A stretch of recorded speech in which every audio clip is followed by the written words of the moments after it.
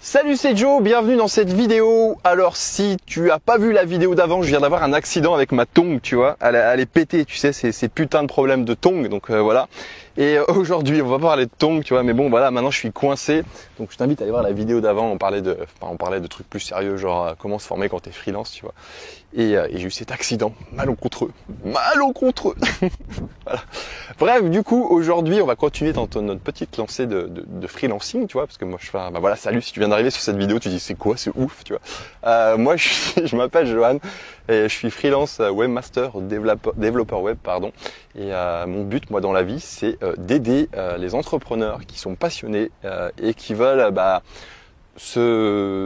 utiliser Internet pour améliorer leurs revenus et puis pour se construire une vie un peu plus libre. Voilà.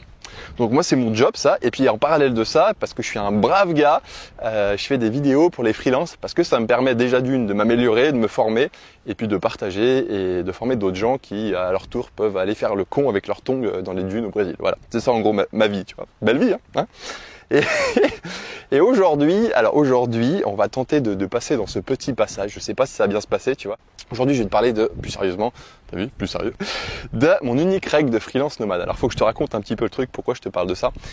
Tu sais, je pense que quand on est entrepreneur, il faut qu'on se crée un genre de charte, tu vois, la charte des principes que tu dois respecter et des principes que tu dois appliquer dans tous les cas. Je pense que c'est un truc bien parce que ça te permet de définir ce que tu fais et ce que tu fais pas, tu vois. Je te conseille de faire ça. Un jour, si tu ne l'as jamais fait, tu réfléchis, tu prends un bout de papier si tu es freelance et tu te dis qu'est-ce que je fais et qu'est-ce que je fais pas. C'est-à-dire que comme ça, quand tu as un client qui arrive, tu sais ce que tu dois faire et tu sais ce que tu dois pas faire. Bref. Et du coup, quand j'ai commencé mon activité, moi j'étais au nord de l'Australie et je me suis dit je vais devenir freelance parce que j'ai pas envie de retourner dans les bureaux en France. J'étais en plein voyage, en road trip dans une bagnole et je me suis dit il faut que je garde cette liberté et je vais devenir freelance. Et parce que j'étais un ouf de la liberté à cette époque, je m'étais dit il faut que je m'impose une règle de freelance nomade, tu vois. Et cette règle de freelance nomade, je l'ai finalement toujours respecté. Il y a un moment, j'étais pas loin de décrocher et je pense qu'aujourd'hui, je vais décrocher bientôt et je vais t'expliquer pourquoi. Je vais t'expliquer quelle est cette règle, je vais t'expliquer les plus et les moins de cette règle. Ça va peut-être t'intéresser, ça va peut-être pas t'intéresser. Tu me diras tout ça en commentaire hein, parce que voilà, on partage, on est comme ça. Donc, alors,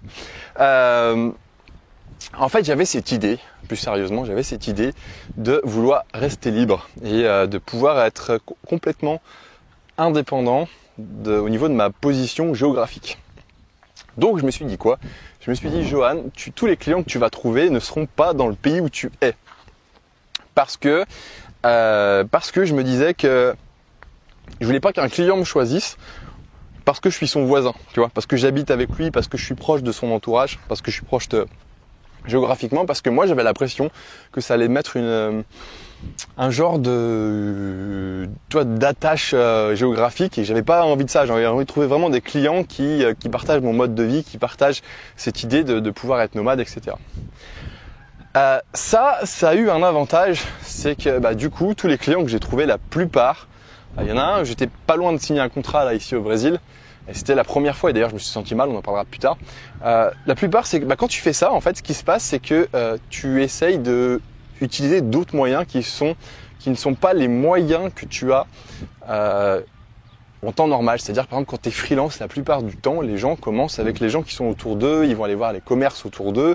Et tu vois, c'est génial. Moi, je le recommande parce que pour trouver des clients, les premiers clients que tu vas trouver en tant que freelance, c'est soit des gens de ton entourage, ta famille, entrepreneurs, proches, tu vois, soit les gens de ton village, de ta ville que tu vas aller voir parce que il faut toujours avoir un lien pour trouver ses premiers clients. Le lien, ça peut être soit, je te dis, une relation, soit une passion, soit un endroit. Et moi, du coup, j'avais zappé l'endroit parce que je me suis dit, je veux de la liberté, tu vois. Et du coup, mes premiers clients que j'ai trouvés, c'était des relations. Et puis après, voilà, j'ai bossé grave sur la partie internet, notamment avec les réseaux sociaux, et j'ai essayé de me développer là-dessus. Et ça, c'est un avantage, c'est que aujourd'hui, et je pense de plus en plus, je vais être sollicité par des gens qui me voient via internet.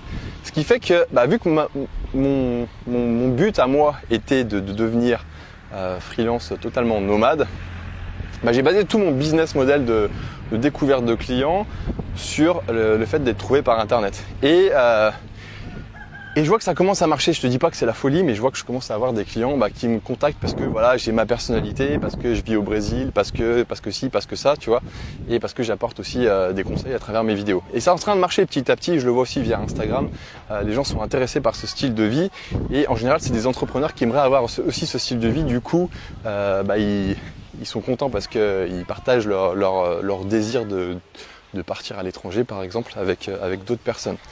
Il y a un inconvénient avec ce truc, c'est que tu peux te retrouver dans une situation où tu vas te trouver peut-être un peu seul à un moment donné. Par exemple, quand je suis venu ici m'installer au Brésil, j'avais toujours cette idée que voilà, fallait que je trouve des clients ailleurs, tu vois, je voulais pas les trouver au Brésil.